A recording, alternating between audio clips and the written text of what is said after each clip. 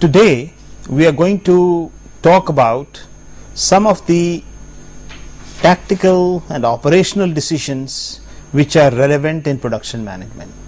You will recall that till now our focus has been on strategic decisions like choice of a product, choice of a process, designing of the layout, fixing up the location of a plant.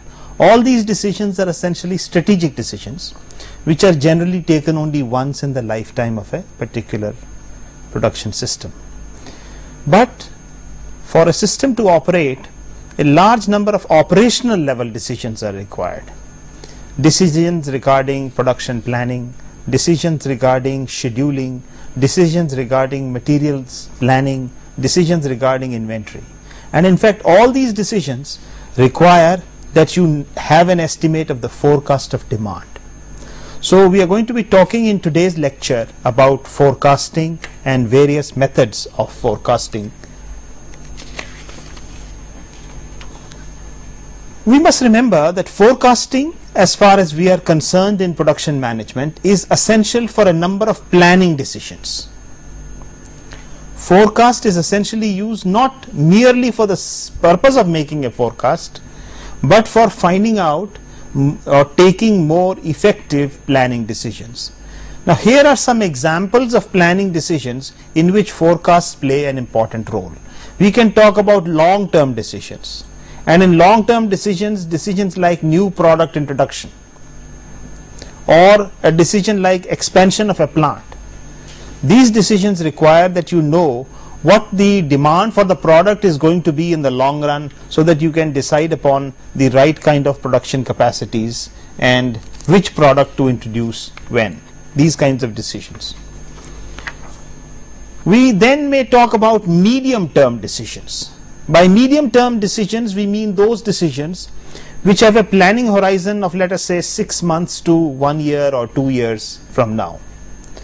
So the category of decisions which are more important in this category are aggregate production planning. Aggregate production planning decisions are basically decisions which tell how much you should be producing in each month to meet a fluctuating demand, because demands often keep fluctuating, whereas the production capacity is more or less constant. And of course you can have variations in production by varying the level that you operate on, and what should be the optimum level that you should operate upon for the next 1 year or so is basically an aggregate production planning decision. Then you have decisions pertaining to manpower planning.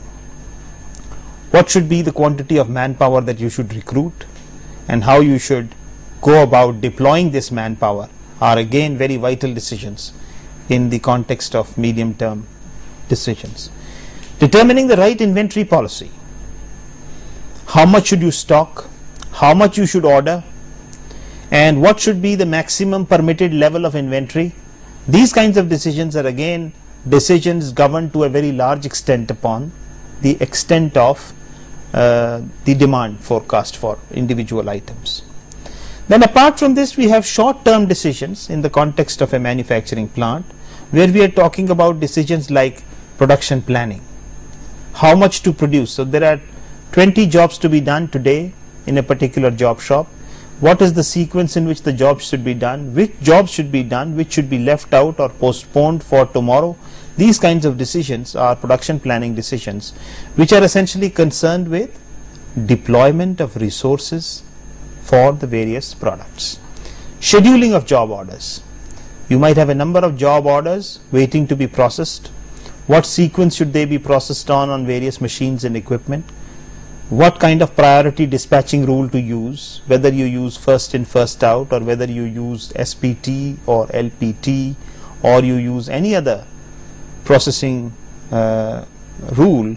That is in fact the part of this, and this also is governed to a very large extent upon the demand for various products. Let's quickly look at the planning process in general. And you will notice that the forecast of demand is an essential input for planning. For instance, what is it that you want? Suppose you are the manager in charge for a certain system, some system to be managed. This system has some objectives. So you know that the system objectives will guide your decisions. And then of course you operate under a set of constraints. The constraints could be the budget, could be the space available with you. And then you also operate with certain level of resources, which could be the men and equipment that you have at your disposal. So the constraints and the resources you have to keep in mind, the system objectives you have to keep in mind, and of course the demand forecast is a very important input which will tell you the level of operation that you should actually be indulging in different periods. So keeping these three major inputs in mind, you come to a plan of action. And the point therefore is that the demand forecast is one of the very essential inputs for planning, and that is why demand forecasting is so important for business. Let's try to look at some of the methods of forecasting. We can club these methods into 5 different groups. The first group is the class of methods which we can call subjective or intuitive methods. And the categories of these methods are opinion polls, interviews, and Delphi. The basic idea is that information is gathered from a set of people, a set of experts on what the demand forecast is likely to be, and this could be done through either an opinion poll or in a personal interview or a Delphi procedure. We'll talk about these a little later in some detail. But what is the basic advantage of these methods? The basic advantage of subjective or intuitive methods is that you are relying upon the vast knowledge base and the experience of individuals. So a person who is knowledgeable can tell you what is likely to happen as far as the demand is concerned and so on. For instance, if you are interested in share price fluctuations, if you probably talk to an influential or a person who is an expert in the area, he would tell you that certain stocks are likely to pick up, certain other stocks are not likely to pick up, and he would have his own reasons for doing this. So basically that's the major advantage of subjective or intuitive methods. You are banking upon the huge knowledge base of the individuals concerned. Of course there is a disadvantage too, and the disadvantage is the subjective bias which comes in if you rely upon these particular forecasts. Then we talk about methods based on averaging of past data. So if you have data available on demand for the past few years, you can use these methods, and the two most commonly used methods in this category are moving averages and exponential smoothing. They are both weighted averaging methods, and we can use these methods to determine what is going to happen to the demand if the previous history is what it is. The third category of models that we have for forecasting are basically regression models on historical data. So if you have access to information of demand for the last 5 years plotted as a graph, then you can do some trend extrapolation, and based on this trend extrapolation you can project what is going to be the forecast for the next year or the year after that based on the trend that exists in the historical data. This is a very common method of forecasting, and it is useful because you are using regression to estimate the function which would represent the historical data, and this can be done. Of course it has limitations. The major limitation of these methods, trend extrapolation methods, is that they essentially assume that whatever was happening in the past will continue to happen in the future as well, which means that you are therefore the trend that was continuing in the past will continue to happen in the future. So if that assumption is true, these are good models. If this assumption is false, these need not be good models. And the alternative in that case is causal or econometric models. Causal or econometric models are also regression models, but The basic advantage of these models is that you can answer what if questions.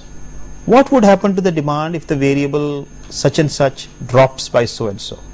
What if the government policy changes to such and such thing? So the regression models will not be able to answer, these trend extrapolation models will not be able to answer those questions. So we'll examine some of these features through an example subsequently. And then of course we have time series analysis.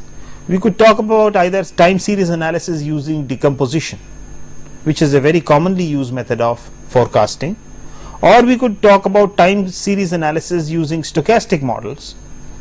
And in that category we have the set of Box-Jenkins models, which are essentially stochastic models for generating the demand as it goes on. So you are generating the demand distribution as such and using that for purposes of forecasting.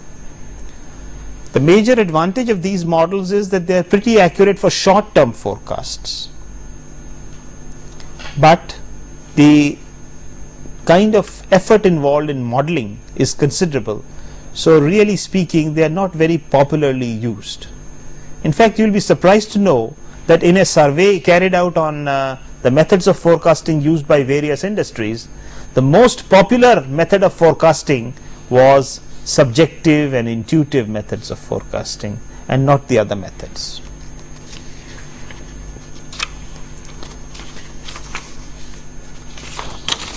It would be interesting to find out the difference between what we call forecasting and prediction. In schools of management and in IITs and other engineering colleges, they teach you forecasting.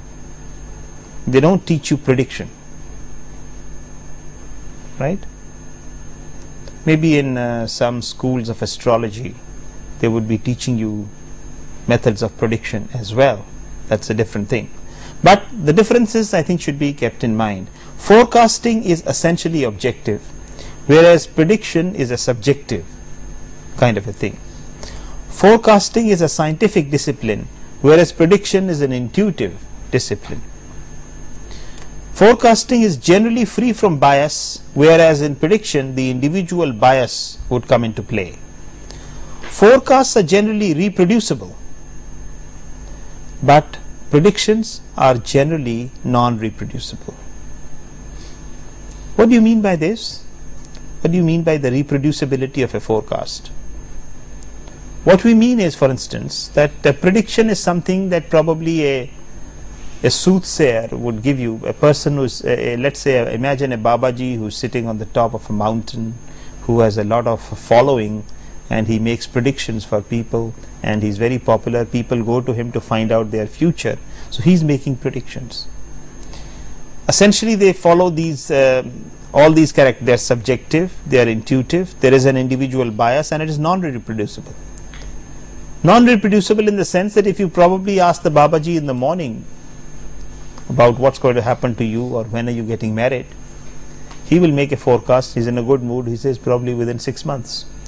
Probably you go to him in the evening when he's probably had a fight with his chelas and is not in such a good mood, and if you ask him to make the prediction again, he'll probably make, no, tumhari kundli mein nahi hai shadi. He might make a prediction to that effect, or might say that no, wait for another 5 years or something like that. So the forecast is not reproducible. However, if you're using a mathematical model for forecasting, if I run the model on a computer in the morning and if I run it again in the evening, I'll get the same result. That's what we mean by reproducibility. Of course, error analysis is also possible here. That means you can find out what is the extent of error that the particular method is producing, whereas here error analysis is generally limited in that sense. But in our lives, we rely both on forecasting and prediction. And remember that forecasting is a scientific discipline, and that's why it's taught in business schools and in engineering colleges, whereas prediction is something which is intuitive and therefore it's generally not taught. Now here we have some commonly observed normal demand patterns. Focus is on the word normal. What do we mean by normal demand patterns? What we mean is that normally what would happen is that demand versus time would exhibit some kind of random fluctuations.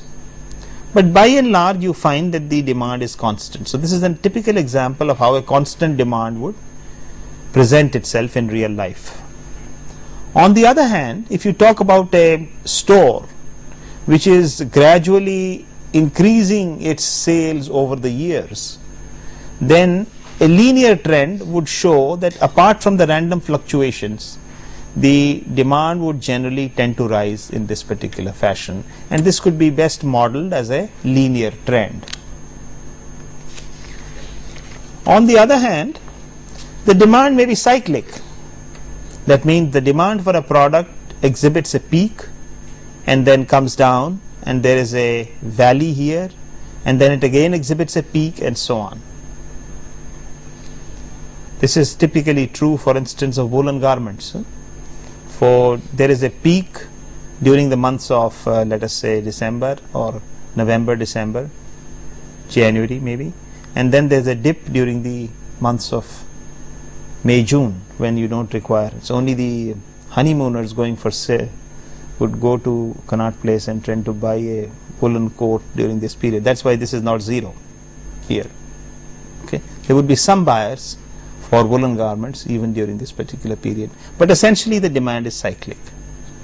This would happen for all products for which, can you give me some examples of other products which would exhibit a cyclic demand? Air conditioners. Yeah, so air conditioners would be one typical example which could again show a peak in summer and something like this in winter. So now, apart from this cyclic demand, what may also happen in practice is that there could be a seasonal pattern but with the growth. For instance, if you look at any particular big store, let's say you look at Shoppers Stop. You've been to Shoppers Stop? So you talk about, let's say, the number of woolen garments which they stock or something like that. You find that in the first year they stock something like this. In the next year their stock increases. So this is because of the general pattern of growth. So although they have a seasonal demand for the product, but by and large it is underlined by a pattern of linear growth. So seasonal pattern with growth. So these are some of the normal patterns of demand which you normally observe for various types of products. Let's now try to look at some abnormal demand patterns. What do we mean by abnormal demand patterns? What happens is that suppose the demand is constant up to a certain level here, and then suddenly there is a rise in demand, and the demand remains constant for some time and then again falls down, and you again remain constant up to a certain level. This is what we call a transient impulse, and this is something abnormal. What we mean by saying that it is abnormal is, what do you think this could be caused by? What could be the reason for a sudden rise in demand for this company which is operating at this level? Suddenly the demand rises and then it falls again. In case of some epidemic, the medicines demand. It could be because of an epidemic. There is a sudden demand for a certain type of drug. You have something like this. Or it could be because of other reasons. It could be because the competitor's factory, there is a strike. If there is a strike in the competitor's factory, then he is supplying the entire demand of both the people for that particular period, and there is something.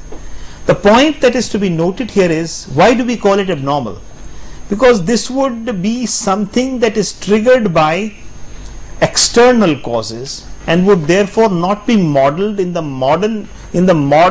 normal process of modeling, forecasting demand models.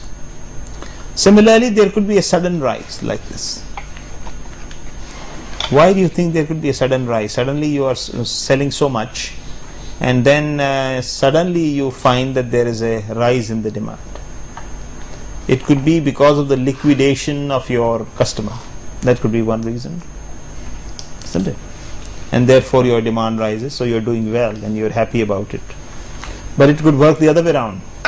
There could be a sudden fall in your demand, and this sudden fall in the demand could be the appearance of a competitor who is much more efficient and much better in terms of price and quality than you are. So your demand suddenly falls at this stage because of the introduction of a new competitor on the scene.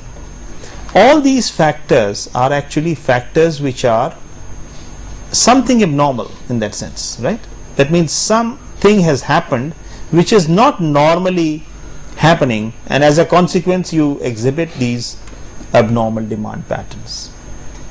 Why it is necessary to know about these normal and abnormal demand patterns is that normally when you are doing the modeling for demand, you are modeling demand only for normal demand patterns and not for abnormal demand patterns, and these are, as it were, superimposed on the normal demand patterns if you want to actually determine this.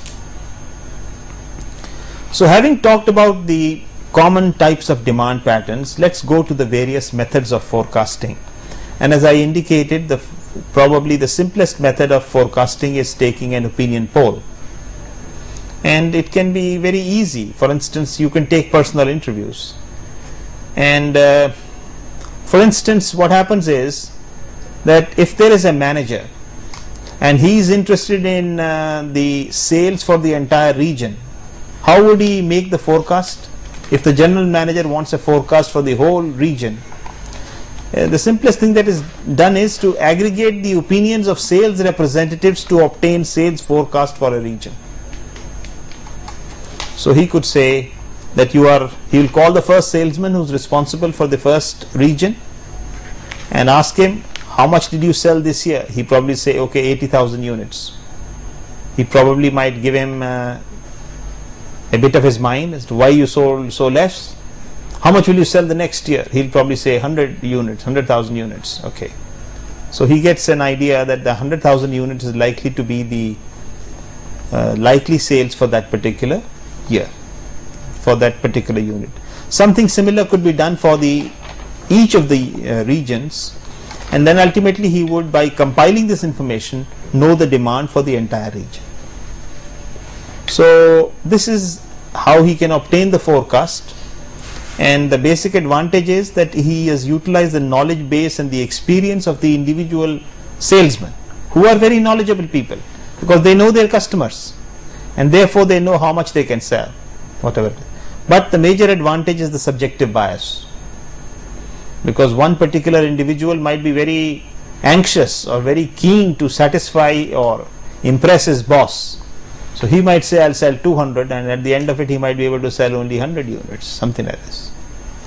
So the individual bias can always impair the accuracy of the forecasts of this nature. Other methods for taking opinion polls are the questionnaire method. In the questionnaire method, the most important thing is the questionnaire design, which should capture the information that you want to actually obtain.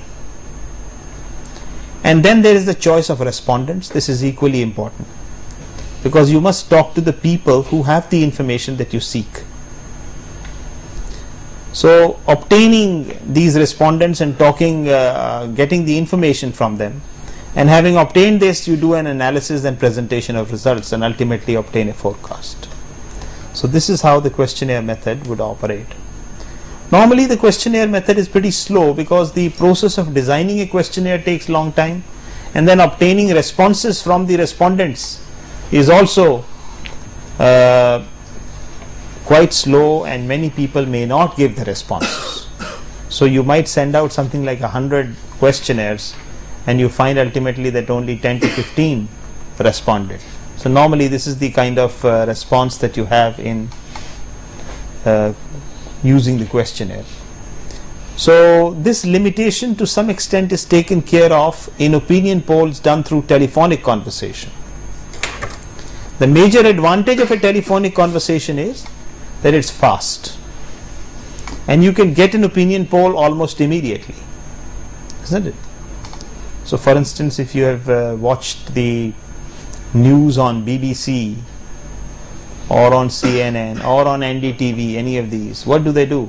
If there is a major accident somewhere, then they immediately talk to the important people on nearby the site or those who are responsible, and you immediately get instantaneous feedback through this kind of opinion poll on the accident from different people, right? That's the major advantage of telephonic conversation. And the telephonic conversation is good in the sense that it doesn't take too much time from the respondent either. He doesn't have to prepare a report. You can talk to him for 2 minutes. He doesn't mind talking for 2 minutes, and you can get this information very fast. And it's a method where you can disturb a person anywhere, right? I mean, especially with cell phones, you can catch him anywhere, yeah? Even in his even in the toilet, maybe, things of that kind. So you have therefore this advantage of telephonic conversations. However, what is the major defect of all these opinion polls? The major defect of all these opinion polls is the subjective bias which comes into this place. So Delphi is a method which has been devised to get rid of the subjective bias, but at the same time to try to get most of the advantages of these methods, which is actually accessing the knowledge base or the experience of these people. So how does a Delphi operate? A Delphi is a structured method for obtaining responses from experts. It utilizes the vast knowledge base of experts. It eliminates subjective bias and influencing by members through anonymity. That means the people on a Delphi panel don't know who are the other people on the panel. For instance, if I am asked to give my opinion and I know that the person next to me is a Nobel laureate, so in his presence I will probably not be able to speak up my mind and give my frank opinion on what is happening. So they keep anonymity so that every person gives his honest opinion. It's iterative in character with a statistical summary at the end of each round. Generally 3 rounds are there. And consensus or divergent viewpoints usually emerge at the end of the exercise. That is the purpose. That is either it's like a committee. The only thing is the committee members don't know who are the other members in the committee. And the advantage is that, for instance, if you are interested in finding out how whatever questions are there with the committee, you tend to pick up those people who are most knowledgeable about that particular aspect, and it could be done from anywhere. So the nature of the operation is something like this. You have a coordinator for the Delphi panel, and depending upon the problem which he is interested in seeking an answer to, he picks up experts. Now let's take an example. Suppose, for instance, the question is that I want to forecast when will the petroleum reserves of the world come to an end. Okay. Now for answering this question, who do you think are the relevant people? Maybe from India you might say, okay, the petroleum secretary would be one person who knows enough about this. Okay. Somebody from major oil companies, say maybe somebody from Indian Oil, their director and so on, he could be there. These 2 people. But then this is something like a global phenomenon, so you probably like to have somebody from the OPEC countries or the oil based countries who are supplying most of the oil. And then the USA is a major player in all political decisions, so we'd like to have maybe somebody from the United States who is interested, who is responsible for petroleum. So we have a panel of these 5 people. It becomes a Delphi panel. So you'd write to them, or you can contact them, request them to be in the panel. If they agree, you have a panel, and then you ask them the question. And then what happens is, really, we have 5 people. We ask them, when will the petroleum reserves of the world will come to an end? At the end of the whole exercise, what will happen is, somebody might say they will come to an end here, here, here, here, here. 5 people will respond differently to this question. So somebody says the petroleum reserves in the world will come to an end by 2010, somebody says 2005, somebody says much earlier. So there are optimists and pessimists and whatever it is. So this kind of information is then mailed to all the participants without telling them who said this and who said that. So they know that this is the range, so you can in fact find out the mean, median and the standard deviation of the responses. And on the basis of this information, the experts can revise their opinions. This is how it operates. So at the end, it might be something like this. Initially, this might be the response. And when the round 2 comes, these people feel, yeah, we are probably too much on the left side, they might want to join them. This fellow might feel that I am too much on the right hand side, he might want to join them.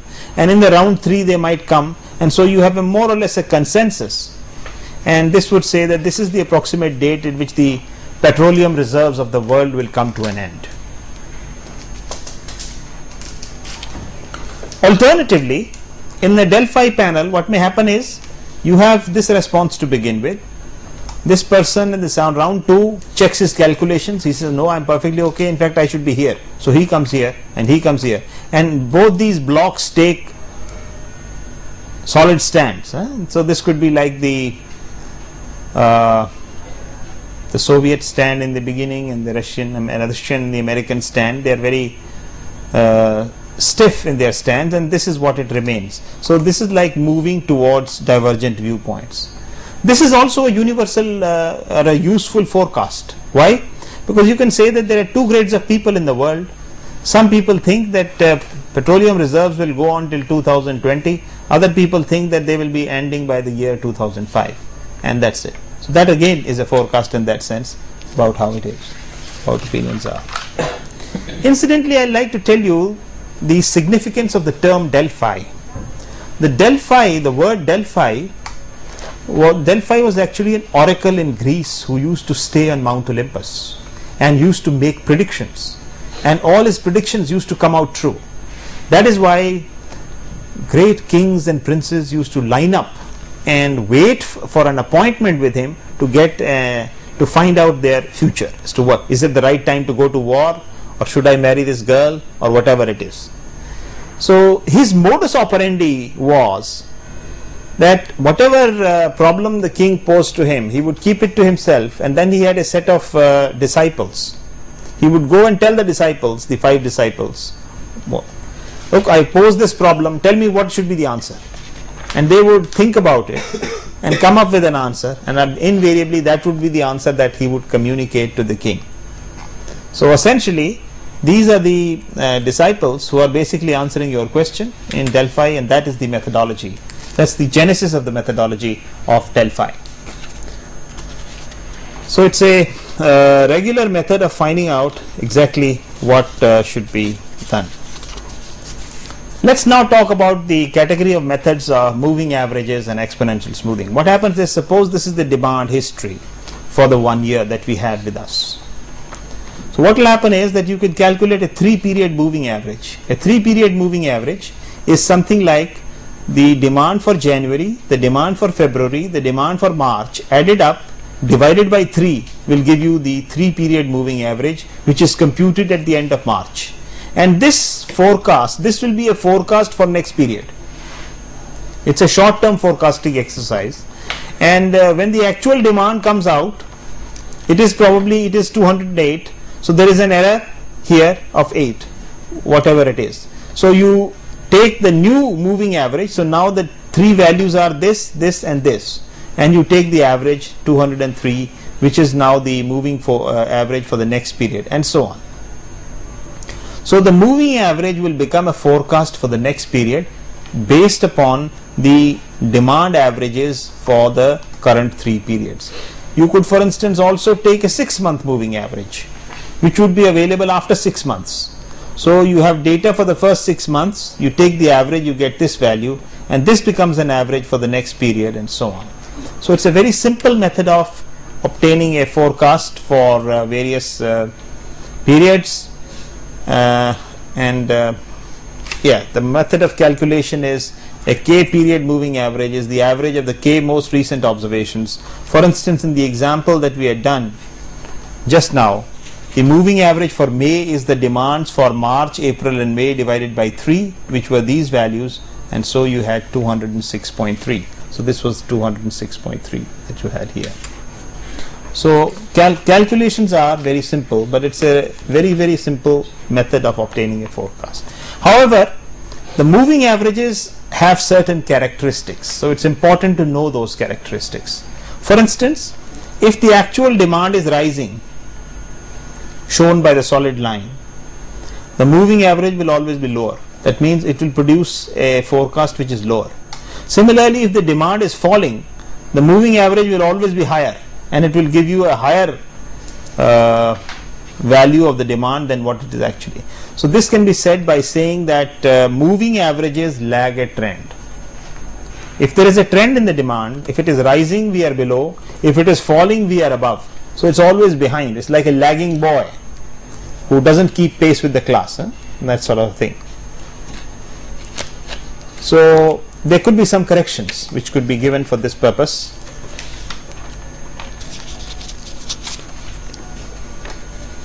If you are having a cyclic demand, the moving averages are out of phase for cyclic demand. What it means is, suppose this is the actual demand, this one. If you calculate the moving average will be little later like this. So what does it show? It's out of phase. That means this shows a peak, for instance in January, this will show a peak in March, if it's a 3-period moving average. So it will show, it shows कि आग अब लगी है, it will show कि आग लगी है 3 महीने बाद. That is the basic feature that you get for this particular aspect of demand.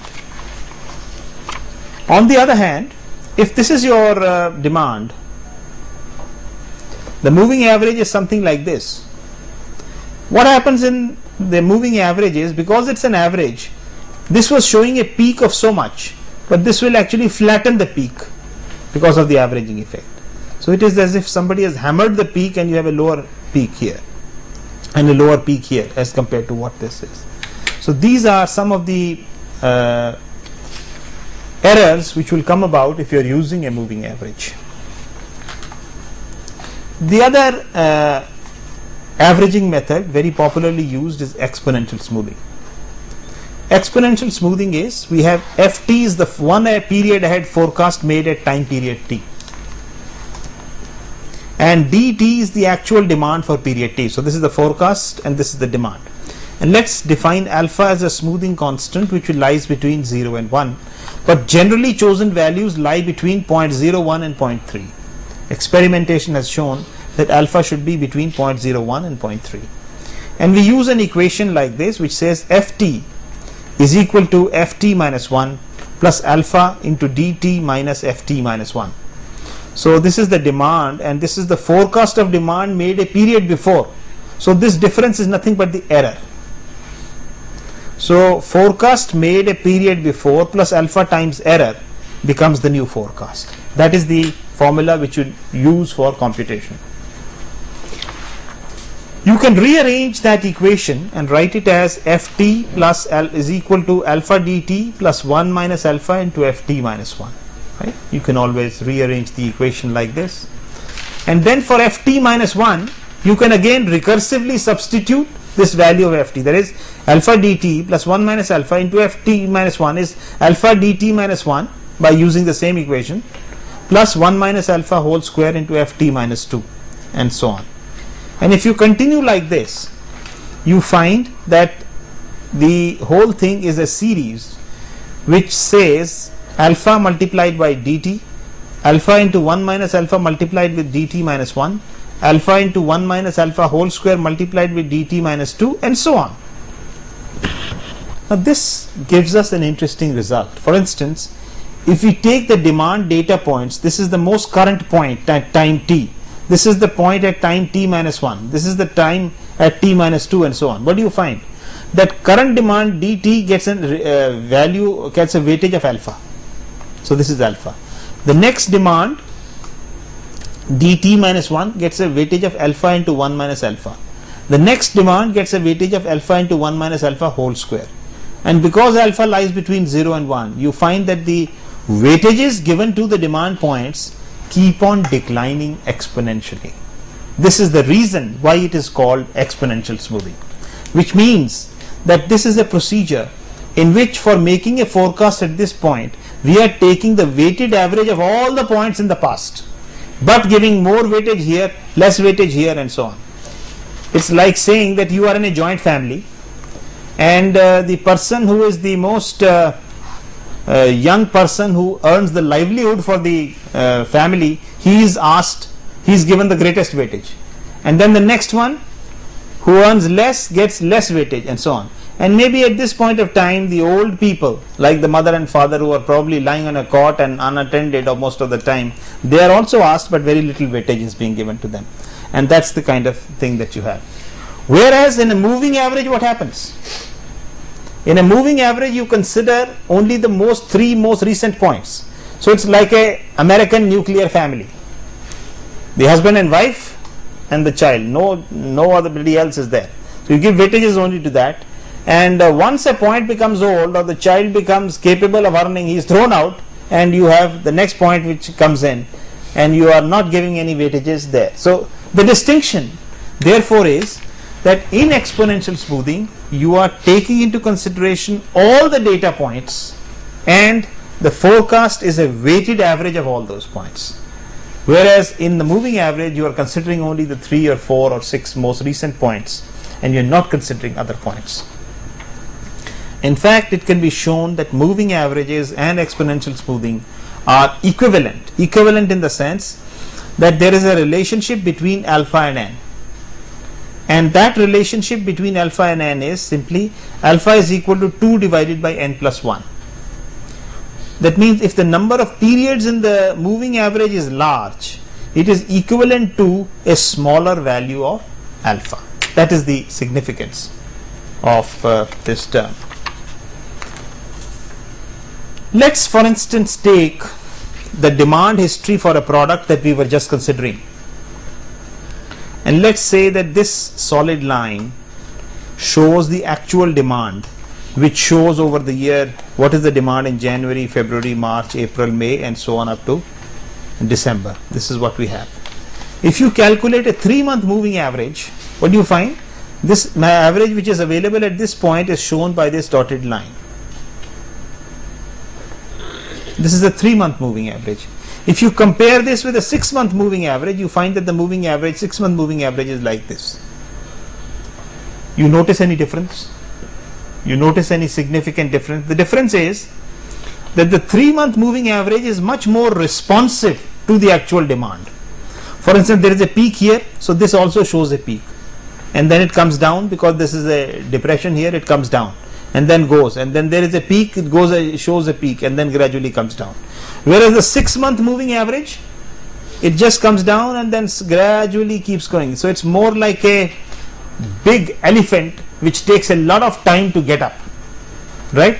And the 3-month moving average is like a deer which responds with agility to the forecast.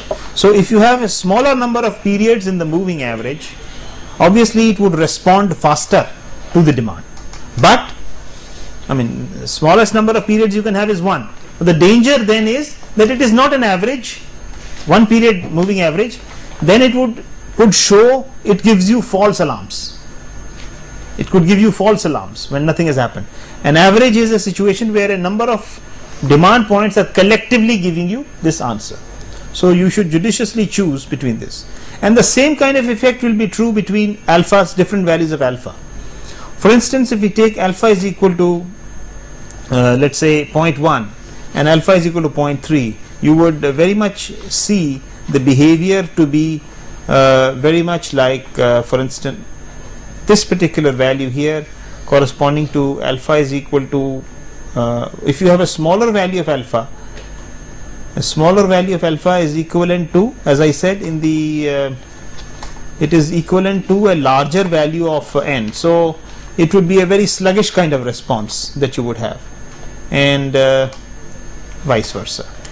So these are some features of methods based upon averaging of past data. Let's now come to the category of methods called regression, common regression functions. So if we have demand points we can fit any straight line. The most common straight line is a linear relationship. So d dash t is the forecast and dt is the actual demand. We can fit a straight line, d dash t is equal to a plus bt, and what we are actually expected to do is calculate the values of a and b, and this can be done by the method of least squares. We shall go into the detail of estimating these parameters in the next lecture. Similarly, a common demand variant is a cyclic demand. So in the cyclic demand, what do we have? We have d dash t, which is the forecast, would be equal to a plus u cos 2 pi by n into t plus v sin 2 pi by n into t, and this becomes the forecasting model. N is the number of periods, number of the periodicity of the data. If this whole cycle repeats after 12 months, then periodicity is n, 12. And so this was the given data. You fit this function, and here you have to estimate the three parameters a, u and v. These are the three parameters. So once you estimate these parameters, you know the function completely and you can use it for forecasting the demand. Similarly, you might have a function with growth, cyclic function with growth. So the equation for this line would be d dash t is equal to a plus bt plus u cos 2 pi by n into t plus v sin 2 pi by n into t. The parameters now are 4, a, b, u, v, and these have to be estimated. Once they are estimated, you can. The point that we are trying to say is that there can be different mathematical functions. You have to identify the appropriate equation and then use the data to estimate those parameters. Or you might have a quadratic function, which goes like this or like this. So the equation is d dash t is equal to a plus bt plus ct square, and you have to estimate a, b and c. Obviously, if c is positive, you go this way. If c is negative, you go this way. And again, the parameters have to be estimated by determining the sum of squares of the errors.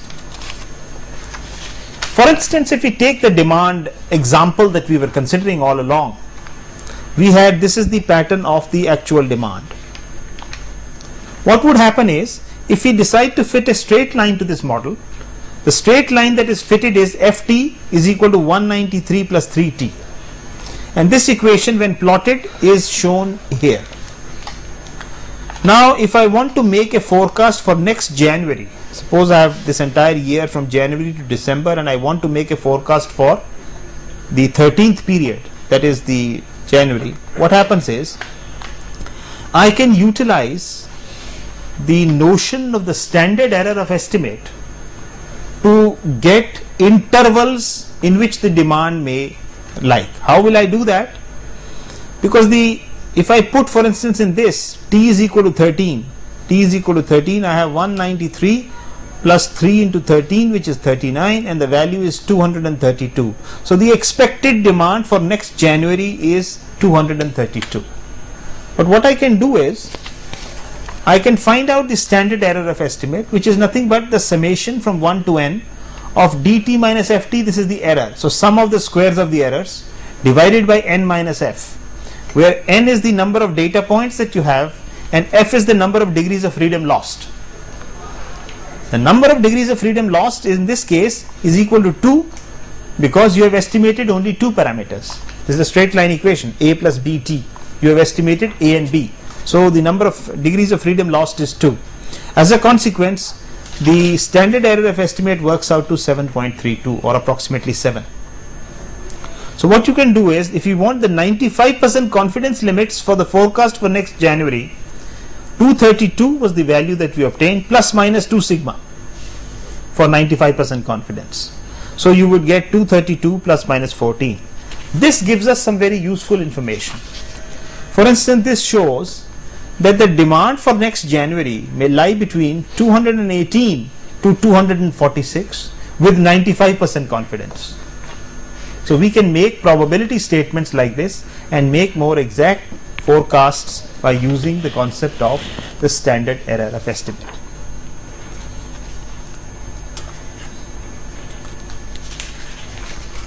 Then we can talk about, after we talked about trend extrapolation models, we talk about causal models. Here demand is related to causal models. What are causal variables? They like the gross national product, the per capita income, the consumer price index. These are actually published figures which would be available to you before. So these are generally taken as causal variables. And let's see, for instance, how we make a causal model for the demand for tires. You see, what we could do is, if we were interested in the demand for tires, we could just plot historically and do a regression analysis of the kind that we just indicated. But that doesn't tell us what would happen to the demand for tires if there were certain changes in government policy and so on. So we say that the demand for tires is a function of primarily the production of new vehicles and the replacement of existing autos and the government policy on automobiles, etc. It is dependent on this. Each new automobile produced requires 5 tires. And then most of the tires are there are replacements of existing autos, so it goes in that, and then of course the government policy on automobiles. So if we make a model saying like this, that the demand for car tires is a function of is alpha times PT. PT is the production of cars in time period T. This you know. What is the government capacity for car production? And let us say beta PT minus 5 is, this is the production of cars 5 years ago. So you can say roughly that cars which were produced 5 years ago, they would come for replacements. Of course, cars which were produced 1 year or 2 years, 3 years, they would all come for replacement. You can include that in the model, but it would make it a very complicated model. So just as a simplification to illustrate the notion, we can say that the demand for car tires is alpha PT plus beta PT minus 1 plus gamma. This could be a simplified causal model. These are the parameters which have to be estimated by regression from the data. And ultimately, what's going to happen? This is useful because if the government decides to cut the production of automobiles for reasons of pollution or other things, you know PT for that particular year, you can then directly find out the demand for car tires. These are the kinds of what if questions that can be answered by causal models. Of course, for a causal model to be useful, the causal variables should be leading. Leading means that their values should be obtained before the time that it occurs. Otherwise, they would not be available. And they should be highly correlated with the variable of interest. So the correlation between dt and pt and the correlation between dt and pt minus 5 should be fairly high. That is essentially the notion of causal models. Finally, we come to the discussion of time series analysis. Time series can be decomposed into trend, seasonality, cycle and randomness. And once we isolate these components, in time series analysis what is done is that the forecast is generated from these components. You find out the various components of the time series and put them together and find out what these components are at the new period of time and get the new forecast. So that's the essential philosophy. In stochastic modeling of time series, which is the famous class of models due to Box and Jenkins, there are various processes such as autoregressive process of order P, moving average process of order Q, and combining these we get autoregressive moving average, so ARMA process of order P and Q, or it could be integrated, autoregressive integrated moving average order of P, D and Q. So these are the most commonly used processes which are used for constructing models of the Box and Jenkins variety. And the basic idea is that these are stochastic processes in themselves, and the model generated is a stochastic model. And these models are accurate for short-term forecasting but highly cumbersome to develop. So I think this gives you some idea of the various class of models that we have. Finally, the more important thing for any forecasting system, whether it be opinion polls or forecasting or regression or time series analysis or anything, is that the forecasting system has to be validated. How is it validated? You have past data, you are using this for forecast generation, so you are getting a forecast which you send here, and then actual data on the new forecast becomes available. So you have forecast control here, which compares the errors, and these errors are then subjected to managerial judgment and experience, which tell you whether the forecasting model that you are using is fine, and then you can use a modified forecast. So this is to be a continuous forecast control system which tells you exactly, it's basically on monitoring of the errors. If the errors are becoming very large in monitoring, it shows that there is probably something wrong with your forecasting system. In order to keep track of this, a control chart is used. It's generally called a moving range chart to control forecasts. And what happens here is the moving range is defined as, this is nothing but forecast minus demand. So this is the error in time period t. This is the error in time period t minus 1. So error in time period t minus error in time period t minus 1, and the mod of that is what we take. It's called the moving range. So if you have n data points, the moving range, the average moving range will be summation of mr divided by n minus 1. Why n minus 1?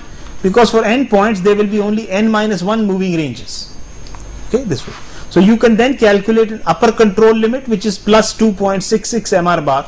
This is valid for any forecasting system. And you have a lower control limit, which is minus 2.66 mr bar.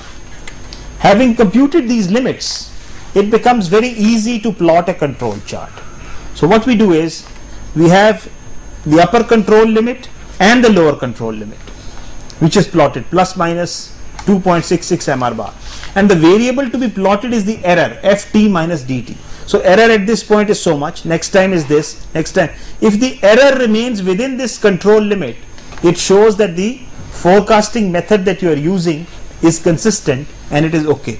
If the error goes outside, it's a point out of control, then you have reason to suspect that there is either an assignable cause or your model has actually gone awry.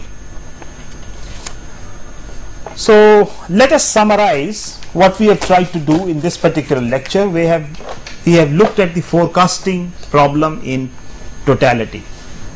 We have looked at the importance of forecasting in planning decisions.